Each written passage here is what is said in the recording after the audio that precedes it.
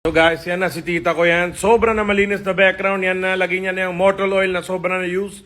Panluto niya na itlog, yan na. Sobra na yan. Yan, kuha na siya itlog, si tita ko yan. Mahilig si tita ko sa itlog. Yan na, dalawa na itlog yan. Sobra na talented. Tinatamad ka ba gumawa ng itlog sa bahay nyo? Paluto mo kay tita ko yan. Okay, sobra na mura, sobra na tipid. Pati yung oil niya, mortal oil, sobra na tipid yan. Yan na. Mekas-mekas na ni tita ko yan mamaya. Sobra na dami na itlog yan.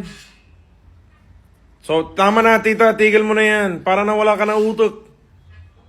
Kaya hindi kayo nagkakasundo ni tito eh. Puro ka kasi itlog. Wala na utok tita ko yan. Yan na. Yan na guys. Ano yan? Sobrang kalakalawang na yung gamit ni tita. Pero syempre, sa India, lahat malinis. Sa lahat malinis sa India. Yan na, lagay niya na ulit yung mortal oil sa gilid. Mortal oil na yan. Chain lube na yan na sobra na gamit. No problem. Yan na guys. Kinukuha na ni tita yan sa dulo. Tinitignan niya kung dikit-dikit na yan. Syempre, baka mortal oil yan, di yan didikit. Wala na utot. Yan na guys. Lagay na siya masala. Yan na, masala. Sobra na dami masala. Yung iba nasasayang na ni tita. Wala na utot. Yan na, sobra na dami na masala yan. No problem. Yan na. Sobra na maganda background yan. Yan na, kuha na siya leaf.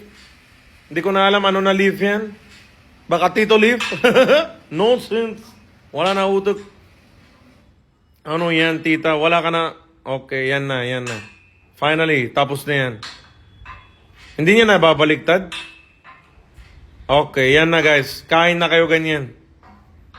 Sa mga tamad magluto ng itlog, yan, si tita na nagluto para sa inyo. A flower of egg. Egg flower. Ang tawag niyang egg flower. Wow.